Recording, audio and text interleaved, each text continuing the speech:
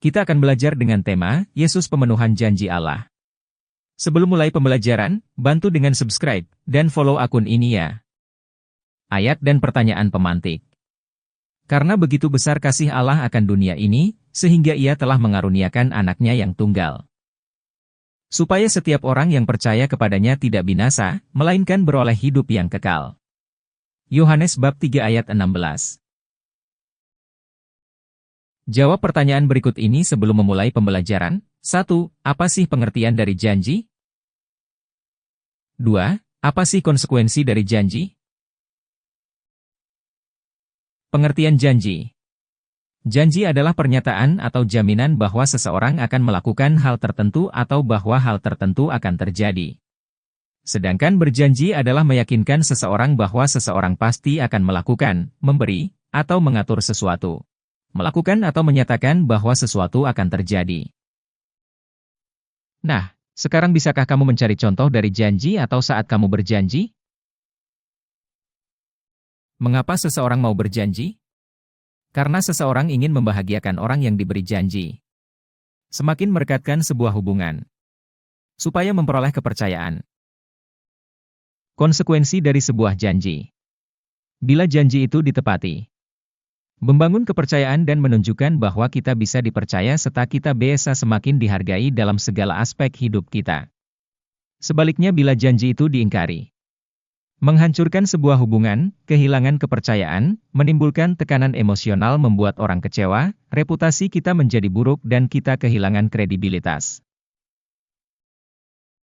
Sekarang pertanyaan refleksinya adalah, bagaimana pengalamanku dengan janji? Ditepati? Diingkari? Kemudian pertanyaan lain, mana yang akan aku pilih untuk aku perjuangkan? Apa janji Allah kepada manusia? Janji Allah kepada manusia adalah seorang penyelamat dunia yang akan menghantarkan manusia menuju kehidupan kekal bagi mereka yang percaya dan mengikuti seluruh perintahnya. Dan janji Allah ini tergenapi dalam diri Yesus Kristus. Mengapa Allah mau berjanji? Karena sejak awal mula menginginkan hidup manusia bahagia dan keprihatinan Allah terhadap situasi dosa yang melanda manusia, Kejadian bab 3 ayat 1-15. Setelah manusia jatuh ke dalam dosa, Allah menjanjikan penebusan, Ia mengangkat mereka untuk mengharapkan keselamatan. Ket pukul 3.15. Tiada putus-putusnya Allah memelihara umat manusia, untuk mengurniakan hidup kekal kepada semua, yang mencari keselamatan dan bertekun melakukan apa yang baik. Rom 2:6-7. Bagaimana Allah memelihara janjinya? Meskipun manusia sering bertindak mengikuti kehendaknya sendiri, Allah tetap setia dengan janjinya. Berkali-kali manusia mengingkari dirinya sebagai ciptaan dan menjauh dari Allah, jatuh ke dalam dosa. Akibatnya manusia menderita, hubungan dengan Allah terputus dan rusaknya hubungan dengan sesama. Sekalipun manusia menjauhinya, dengan kebesaran kasih-Nya Allah mengundang manusia untuk kembali kepadanya dan tidak ingin melihat hidup manusia dalam kehancuran. Peristiwa keselamatan yang dialami Nuh memperlihatkan bahwa Allah tidak akan membiarkan hidup manusia hancur karena dosa. Allah tetap melangsungkan rencana keselamatannya bagi manusia dan alam semesta. Hal ini dilukiskan dalam perjanjian antara Allah dan Nuh, Kejadian bab 9 ayat 8-11.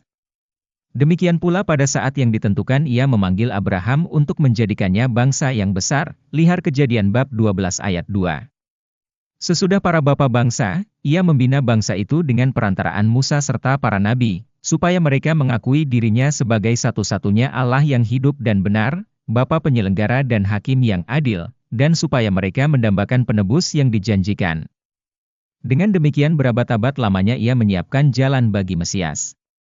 Gambaran konkret mengenai Mesias dinubuatkan oleh Nabi Yesaya demikian, sesungguhnya, seorang perempuan muda mengandung dan akan melahirkan seorang anak laki-laki, dan ia akan menamakan dia Immanuel, Yesaya bab 7 ayat 14. Nubuat Nabi Yesaya tentang seorang perempuan tersebut di atas terpenuhi ketika malaikat Gabriel mengunjungi Maria dan berkata, sesungguhnya engkau akan mengandung dan akan melahirkan seorang anak laki-laki dan hendaklah engkau menamai dia Yesus. Ia akan menjadi besar dan akan disebut anak Allah yang Maha Tinggi. Dan Tuhan Allah akan mengaruniakan kepadanya tahta Daud, bapa leluhurnya, Lukas bab 1 ayat 31-32. Setelah berulang kali dan dengan berbagai cara Allah bersabda dengan perantaraan para nabi, akhirnya pada zaman sekarang Ia bersabda kepada kita dalam Putra, Ibrani bab 1 ayat 1-2. Sebab Ia mengutus putranya, yakni sabda kekal, yang menyinari semua orang, supaya tinggal di tengah umat manusia dan menceritakan kepada mereka hidup Allah yang terdalam. Lihat Yohanes bab 1 ayat 1-18. Maka Yesus Kristus, sabda yang menjadi daging, diutus sebagai manusia kepada manusia, menyampaikan sabda Allah, Yoh pukul 3.34, dan menyelesaikan karya penyelamatan, yang diserahkan oleh Bapa kepadanya. Lihat Yohanes bab 5 ayat 36, bab 17 ayat 4. Sungguh besar kasih setia Allah kepada umatnya. Ia tak pernah ingkar janji. Dengan mengutus Yesus, anaknya yang tunggal, Sang Penyelamat, mulailah babak baru sejarah umat manusia. Dengan ketaatannya sampai mati di kayu salib, Yesus membawa kita bersatu kembali dengan Allah, Bapanya dan Bapa kita juga.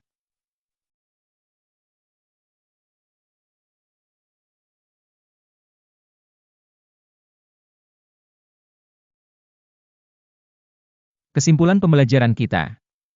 Pertama, Tuhan sangat prihatin dengan situasi kedosaan manusia.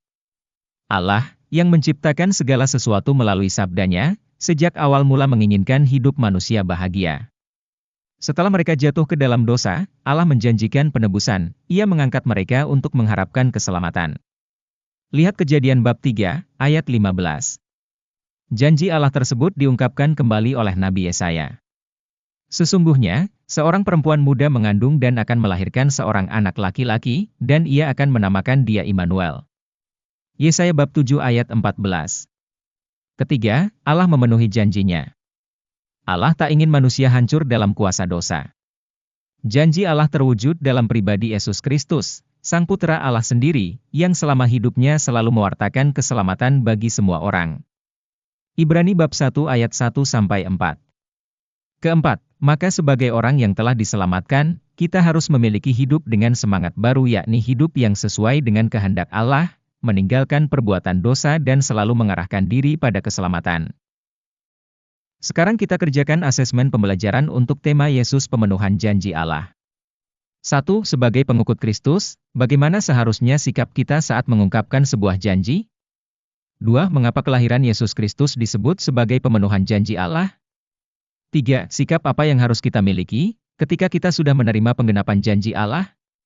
Silahkan kerjakan dengan sungguh-sungguh. Jika belum memahami, bisa lihat kembali video pembelajaran ini. Sebagai bahan refleksi untuk pembelajaran kita, silahkan jawab pertanyaan berikut.